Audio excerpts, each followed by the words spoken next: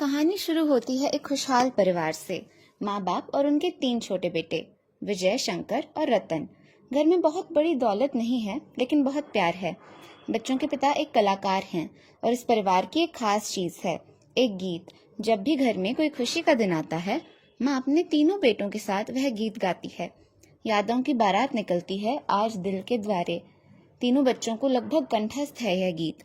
उन्हें क्या पता कि कुछ ही समय बाद यही गीत उनके पास अपने परिवार की सबसे महत्वपूर्ण निशानी बनेगा। एक रात उनके पिता घर से बाहर जाते हैं। रास्ते में उनकी नजर कुछ अपराधियों पर पड़ती है जो चोरी कर रहे हैं। उनका नेता है शाकाल। शाकाल बेहद खतरनाक अपराधी है। उसके साथ उसके आदमी रंजीत और जैक भी हैं। शंकर के पिता ने उन लोगों को पहचान लिया है। शाकाल समझ जाता है अगर यह आदमी पुलिस तक पहुंच गया तो वह उन्हें पहचान सकता है, इसलिए वह केवल चोरी करके भागने को तैयार नहीं, वह गवाह को खत्म करने का फैसला करता है। उस रात शाकाल और उसके आदमी उनके घर पहुंचते हैं। तीनों बच्चे सो रहे हैं, माँ भी घर में है। शाकाल उनके पिता को गोली मार देता है। आवाज सुनकर उनकी पत्नी बाहर आती हैं। अपने पति को मृत देखकर वे चीख उठती हैं। शाकाल उन्हें भी गोली मार देता है और इस पूरी घटना को छिप कर देख रहे हैं शंकर और विजय। 2 छोटे बच्चों की आंखों के सामने उनके माता पिता की हत्या हो गई। शाकाल देख लेता है कि दोनों बड़े लड़कों ने उसे पहचान लिया है। अब वे भी गवाह हैं। शंकर विजय का हाथ पकड़कर भागता है। पीछे शाकाल और उसके आदमी हैं, लेकिन शाकाल के गिरोह में एक आदमी ऐसा है जिसे यह सब पसंद नहीं, जैक। जैक भी अपराधी है, लेकिन बच्चों को केवल इसलिए मार देना नहीं चाहता कि उन्होंने कुछ देख लिया है। वह किसी तरह शाकाल को गलत दिशा बताकर शंकर और विजय को भागने का मौका देता है। बच्चे रेलवे स्टेशन की तरफ भागते हैं। एक ट्रेन चल रही है। शंकर उसमें चढ़ जाता है। वह विजय को भी ऊपर खींचने की कोशिश करता है, लेकिन विजय ट्रेन तक नहीं पहुंच पाता। ट्रेन आगे निकल जाती है। एक भाई चलती ट्रेन में दूसरा प्लेटफॉर्म पर। दोनों एक दूसरे को पुकारते रह जाते हैं और इस तरह शंकर और विजय भी अलग हो जाते हैं।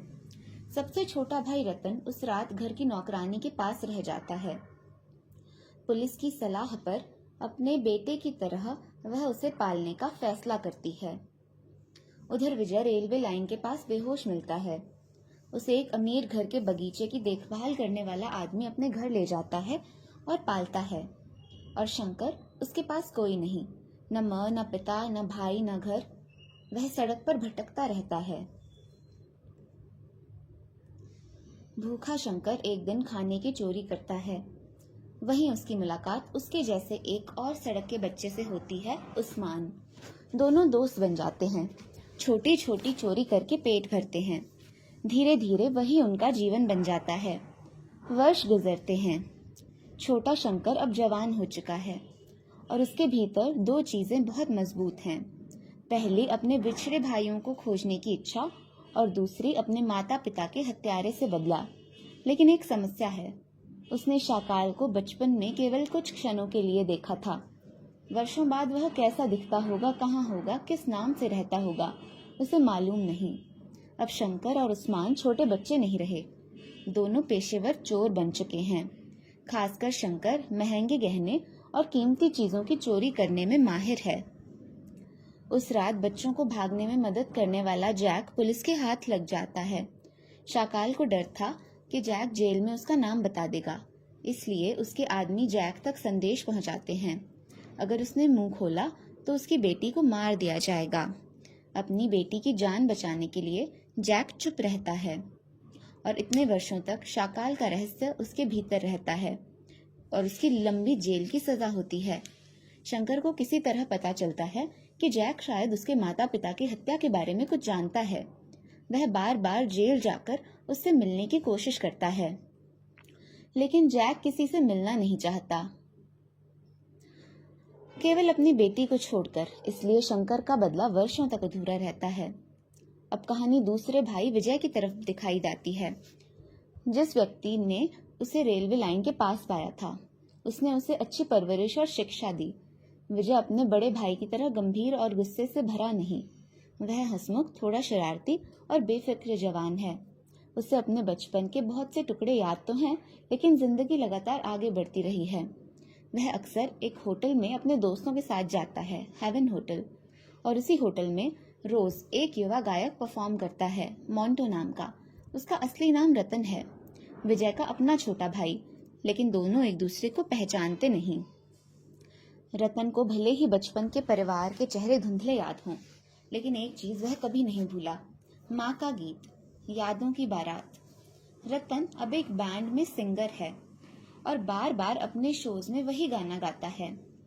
उसके दिल में एक उम्मीद है कि शायद कहीं ऑडियंस में उसका भाई बैठा हो और एक दिन वह उसका गाना सुन ले और शायद यादें लौट आएं। कई बार उसके भाई सचमुच उसी होटल में भी होते हैं, लेकिन संयोग ऐसा होता है कि जब रतन वह पर्टिकुलर सॉन्ग गाता है तो वे उसे पूरा सुन नहीं पाते। तीनों भाई एक दूसरे के आसपास घूम रहे हैं, उन्हें पता तक नहीं। विजय की जिंदगी में इसी दौरान आती है सुनीता। सुनीता अमीर परिवार की बेटी है, खूबसूरत है, आत्मविश्वासी है और थोड़ी बिगड़ी हुई भी है। विजय उसे देखते ही प्रभावित होता है, लेकिन सुनीता उसे इतनी आसानी से भाव नहीं देती। दोनों के बीच छेड़छाड़ और एक दूसरे को परेशान करने वाला रोमांस शुरू होता है। एक पार्टी में सुनीता गाती है, चुरा लिया है तुमने जो दिल को, और विजय का मजाक मजाक वाला आकर्षण अब सचमुच प्यार में बदलने लगता है। लेकिन सुनीता भी कम नहीं, वह विजय को कभी उम्मीद देती है, कभी दोस्तों के सामने उसका मजाक बना देती है। विजय तय करता है कि अब वह उसे सबक सिखाएगा। विजय एक बड़ी कहानी बना देता है। वह सुनीता को विश्वास दिलाता है कि वह गंभीर रूप से बीमार है, उसे कैंसर है और उसके पास जिंदगी के बहुत कम दिन बचे हैं। सुनीता पहले इसे मजाक समझती है, फिर धीरे धीरे उसे सच मानने लगती है। उसका व्यवहार बदल जाता है। अब वह उस लड़के को परेशान नहीं करना चाहती जो कुछ दिन में मरने वाला है। वह उसके साथ समय बिताती है और इसी दौरान उसे सचमुच विजय से प्रेम हो जाता है। आखिर विजय उसे बता देता है कि वह मर नहीं रहा और कैंसर वाली बात झूठ थी। सुनीता बेहद नाराज होती है, लेकिन उसका प्रेम अब नकली नहीं है। कुछ समय बाद वह विजय को माफ कर देती है। उधर शंकर और उस्मान एक बड़े काम में लगे हैं। एक महारानी का बेहद कीमती डायमंड नेकलेस चुराया जाना है। शंकर यह चोरी कर लेता है, लेकिन इसी नेकलेस पर किसी और की नजर भी थी और वह कोई साधारण चोर नहीं। वह आदमी है जिसने शंकर की जिसकी तलाश शंकर बचपन से कर रहा है, शाकाल। लेकिन शंकर उसे पहचानता नहीं। इतने वर्षों में शाकाल ने अपना रूप, नाम और जिंदगी बदल ली है। अब वह एक सम्मानित और बेहद अमीर बिजनेसमैन की तरह रहता है। जिस होटल में रतन गाता है वह होटल भी उसी का है।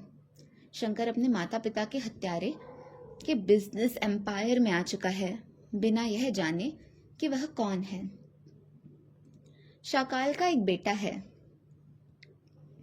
रूपेश। वह भी अपने पिता के अपराधों में शामिल है। शाकाल के पास विदेशी क्लाइंट्स और स्मगलर्स का नेटवर्क है। उनमें एक व्यक्ति रॉबर्ट है, जिसे दुर्लभ और कीमती कलाकृतियां चाहिए। अब उसकी नजर एक सोने की नटराज मूर्ति पर है। शाकाल को ऐसा चोर चाहिए जो वह असंभव चोरी कर सके। उसे शंकर के बारे में पता चलता है। वह अपने आदमियों को भेजकर शंकर को बुलाता है और उसे नटराज चुराने का काम देता है। सोचिए विडंबना, बेटा अपने माता पिता के हत्यारे से बदला लेने के लिए उसे वर्षों से खोज रहा है और वही हत्यारा उसे नौकरी दे रहा है। दोनों एक दूसरे के सामने हैं, मगर सच अभी भी छिपा है।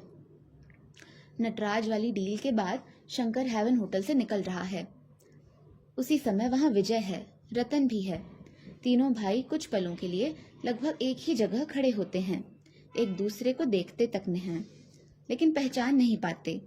रतन अपने बैंड के साथ परफॉर्म करने लगता है। उसके साथ एक यंग डांसर भी है जिसे नीतू सिंह निभाती है। इसी हिस्से में आता है लेकर हम दीवाना दिल। किस्मत तीनों को बार बार करीब ला रही है, लेकिन वह एक चीज अब भी नहीं हुई, गीत। विजय ने सुनीता को एक और बात साफ नहीं बताई थी। वह उतना अमीर नहीं है जितना उसने उसे समझने दिया। हालात बिगड़ते हैं और विजय बम्बई लौट जाता है। वह सुनीता से बिना ठीक से बात किए चला जाता है। और आखिर आयरनी देखिए, उसे नौकरी मिलती है हेवन होटल में वेटर की। अब उसी होटल में रतन सिंगर है, विजय वेटर है और शंकर शाकाल के लिए चोरी कर रहा है। तीनों भाई अनजाने में उसी आदमी के लिए काम कर रहे हैं जिसने उनके माता पिता की हत्या की थी। शाकाल को एहसास होता है कि पुलिस उसके क्रिमिनल नेटवर्क के करीब पहुंच रही है। वह देश से भागने की तैयारी करता है, लेकिन उससे पहले वह एक चाल चलता है, अपनी मौत का नाटक। दुनिया को लगता है कि शाकाल मर चुका। पुलिस का ध्यान बढ़ जाता है और वह छिपकर अपनी एस्केप प्लान बनाता है। इसी बीच जैक की जेल की सजा पूरी हो जाती है। वह बाहर आता है। 15 साल पहले उसने चुप्पी ने शाकाल को बचाया था, लेकिन अब वह बदलना चाहता है। फिर भी समस्या है, शाकाल इतने वर्षों में बदल चुका है। जैक को उसका नया चेहरा या नाम नहीं मालूम। उसके पास उसे पहचानने के लिए एक विचित्र निशानी है। शाकाल के दोनों पैरों के जूते का साइज अलग होता है। यही छोटी सी जानकारी आगे महत्वपूर्ण बनती है। हेवन होटल में फिर एक म्यूजिकल परफॉर्मेंस है। रतन स्टेज पर आता है। ऑडियंस में लोग बैठे हैं और वह वही पुराना गीत शुरू करता है। यादों की बारात निकली है आज दिल के द्वारे। यह गीत उसने वर्षों से गाया है, लेकिन आज विजय वहां है। गीत के पहले शब्द सुनते ही विजय जैसे जम जाता है। उसकी आंखों के सामने बचपन लौटने लगता है। माँ, घर, 2 भाई, जन्मदिन, वही धुन, वही शब्द, वही धीरे धीरे गीत में शामिल हो जाता है। रतन उसे सुनता है। उसके लिए यह सॉन्ग केवल पॉपुलर नंबर नहीं, फैमिली सॉन्ग है। एक ऐसा गीत जिसे बाहर का कोई आदमी इस तरह नहीं जान सकता। दोनों एक दूसरे को देखते हैं और पहली बार समझते हैं कि वे भाई हैं। वर्षों बाद विजय और रतन मिल गए हैं। शंकर भी सुन रहा है, लेकिन वहां एक तीसरा आदमी भी है। शंकर, गीत उसके कान तक पहुंचता है। उसके भीतर भी यादें फूट पड़ती हैं। वह समझ जाता है ये दोनों युवक उसके अपने छोटे भाई हैं। जिस परिवार को वह वर्षों से खोज रहा था, वह उसके सामने है। शंकर तुरंत उनके पास पहुंच नहीं पाता, पर वह रतन के लिए संदेश चिट्ठी छोड़ता है।